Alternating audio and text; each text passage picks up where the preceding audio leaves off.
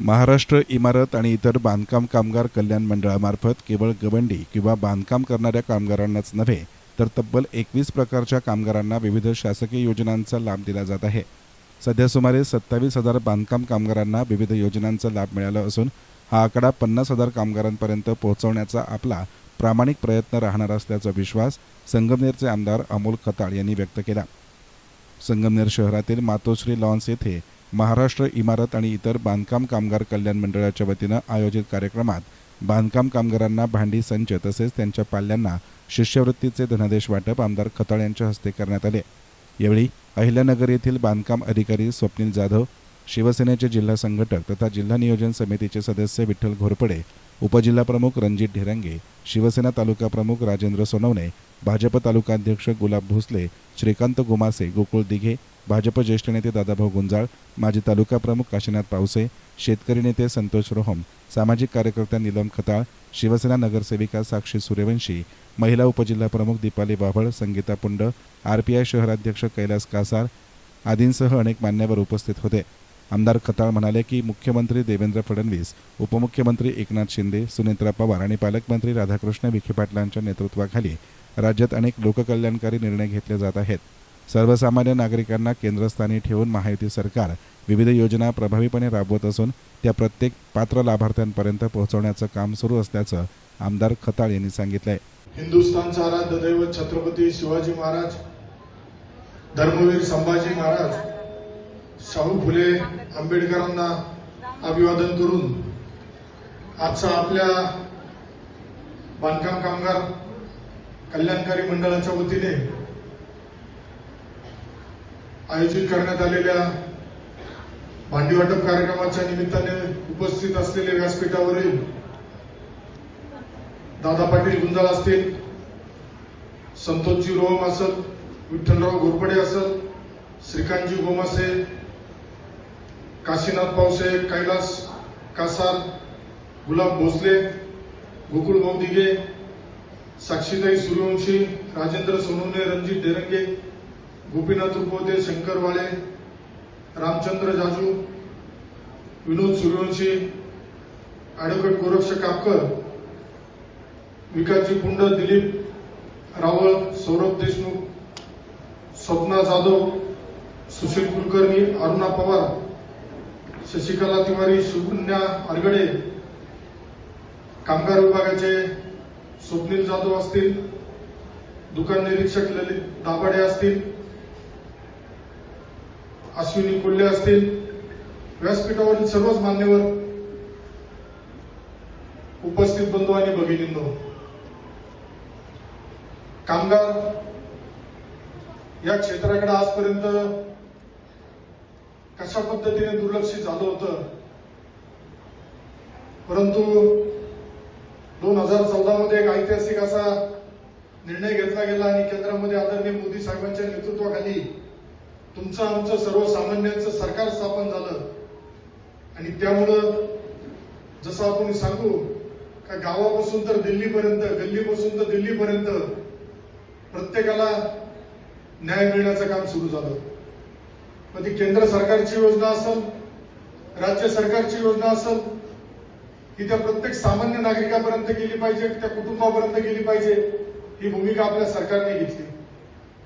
जशी जशी परिस्थिती बदलत गेली तसं तसं सरकार बदलत गेलं।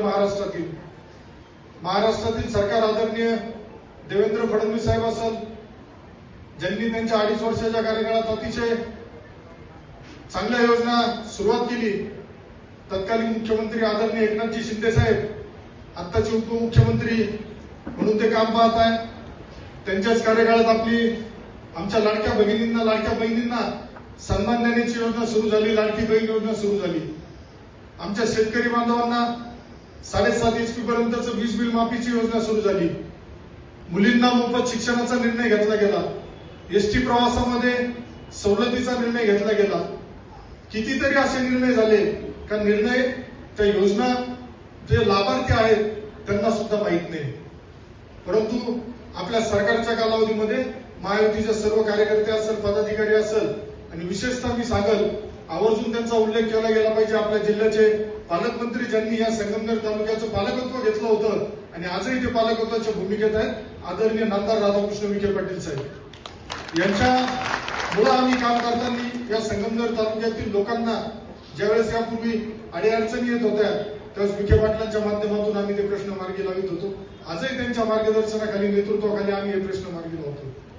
जाधव साहेबांनी सांगितलं, याचं नाव दिलंय महाराष्ट्र इमारत व इतर बांधकाम कल्याण कार्यकारी मंडळ.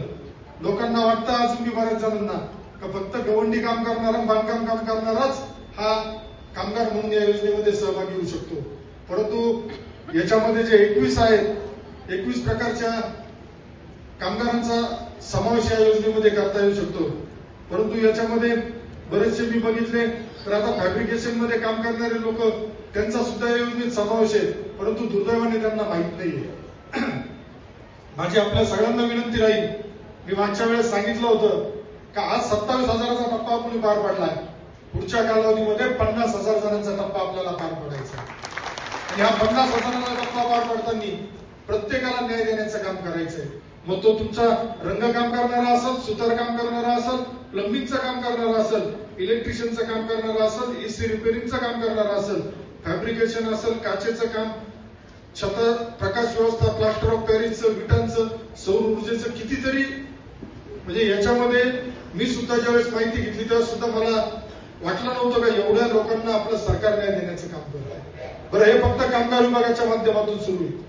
हे सगळं करताना यापूर्वीची जी परिस्थिती होती, माझ्या आधीच्या लोकांनी सांगितलं का कशा पद्धतीने बांधकाम कामगारांच्या पेट्या कोणाच्या घरी सापडत होत्या, पण आमच्या कार्यकाळामध्ये गाडी येते, गाडी उभी राहते आणि डायरेक्ट तुमच्या ताब्यामध्ये तुमची पेटी दिली जाते. मी वारंवार सांगतो, हे सरकार तुमचं सरकार आहे, हे सरकार सामान्य नागरिकाचं सरकार आहे, हे सरकार शेतकऱ्याचं सरकार आहे, हे महिलांचं सरकार आहे, हे कामगारांचं सरकार आहे. त्यामुळं जी योजना सरकारच्या वतीने राबवण्यात येते, या योजनेमध्ये कुणालाही 1 रुपया द्यायची गरज नाही. मागच्या वेळेस मी जे नाव सांगितलं होतं त्याच्यावरती या महिन्यामध्ये, या आठवड्यामध्ये कारवाई होईल, गुन्हे दाखल होतील. आणि जसं तुम्हाला मंजुरीचं मिळतं त्यावेळेस खाली देण्यात आलंय 1064 नंबरवरती फोन करून पैसे कोणी घेत असेल तर त्याची तक्रार करायची. घाबरू नका. तक्रार केल्यानंतर तुमच्या केसाला जरी धक्का लागला तर तुमचा भाऊ, तुमचा मुलगा तुमच्या पाठीशी उभा आहे. त्यामुळं जो तुमचा हक्क आहे, जो तुमचा अधिकार आहे, हा आम्ही कोणाला लुबाडून देणार नाही, कोणाला त्याचा गैरफायदा घेऊन देणार नाही, ही भूमिका घेऊन आम्ही पुढे चाललोय. आजच काल बघितलं असेल आपण सगळ्यांनी, शेतकरी कर्जमाफीची घोषणा झाली होती, परंतु त्याच्यामध्ये काही अटी ठेवल्या गेल्या होत्या. काल आपल्या राज्याचे लोकप्रिय मुख्यमंत्री देवेंद्र फडणवीस साहेबांनी आणि आदरणीय एकनाथजी शिंदे साहेबांनी 2 अटी शर्ती रद्द करून जे 2019चे सुद्धा जे प्रलंबित आहेत त्यांना न्याय देण्याचा आणि त्यांना 2 लाख रुपयाची कर्जमाफी देण्याचा निर्णय झाला. तुमच्याकडे बरेच जण संगमनेर तालुक्यातील प्रत्येक गावागावातून आले आहेत. बऱ्याच भागांमध्ये पाण्याचा प्रश्न होता. मला तर 1.5 वर्ष झालं आमदार होऊन, परंतु एक जबाबदारीने सांगतो, काम करण्याची इच्छा असेल तर तुम्ही काही पण करू शकता. अशक्य गोष्ट सुद्धा शक्य करता येते हे मी अनुभवतोय. त्यामुळे या संगमनेर तालुक्यातील पिण्याचा पाण्याचा प्रश्न असेल, साकूर पठार भागामध्ये उपसा सिंचन योजनेचा असेल, बॅरेजेसचा असेल, त्याला सुद्धा प्रशासकीय मान्यता या आठवड्यामध्ये मिळालेली आहे. त्यामुळे त्याचं सुद्धा काम लवकरच सुरू होऊन त्या भागातील लोकांना पिण्याचं पाणी आणि शेतीसाठी पाणी उपलब्ध करून देण्याचं काम आम्ही करतोय. आज भोजापूर चालला सुद्धा 45 कोटी रुपये उपलब्ध करून दिले. तळेगाव निमून भागात दमणगंगा, वैतरणा, गोदावरी नदीजोड जो प्रकल्प आहे त्याचं पाणी आपल्या संगमनेर तालुक्यातील वंचित गावांना मिळालं पाहिजे, यासाठी माझा आग्रह सुरू आहे. परंतु काही जण आता बांधकाम कामगारांचं मी मागच्या आठवड्यात, मला मागच्या कार्यक्रमाच्या वेळेस मी शेवट सांगितलं का इथून कार्यक्रम झाला, कार्यक्रमाला यापूर्वी कुठल्या तरी कार्यालयात जाऊन पैसे गोळा केले जात होते, पेट्या पीएनच्या घरी मिळत होत्या, तिथं राजकारण बघून, चेहरा बघून केलं जात होतं. परंतु माझ्या महायुतीच्या पदाधिकारी कार्यकर्त्यांना, माझ्या संपर्क कार्यालयाच्या कार्यकर्त्यांना, कर्मचाऱ्यांना सूचना होत्या का अजिबात तो कुठल्या पक्षाचा आहे, कोणाच्या विचाराचा हे बघायचं नाही, त्याच्या त्या योजनेवरती तो अधिकार आहे, त्याला तो लाभ मिळाला पाहिजे या दृष्टीने काम करायचं. म्हणून ही संख्या वाढत चालली. आज 28-27 हजारापर्यंत पोहोचलोय, लवकर 50,000चा टप्पा पार पडू. हा कशामुळे शक्य होतं? आम्ही कुठल्याही प्रकारचं राजकारण करत नाही.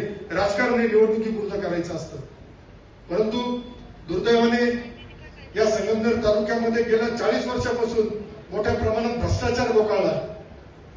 प्रत्येक गोष्टीमध्ये नगरपालिका असेल, पंचायत समिती असेल, जिल्हा परिषद असेल, कारखाना असेल, जमिनी बळकावण्याचा धंदा आणि पैसे लुबाडण्याचा धंदा इथं मोठ्या प्रमाणात सुरू होता.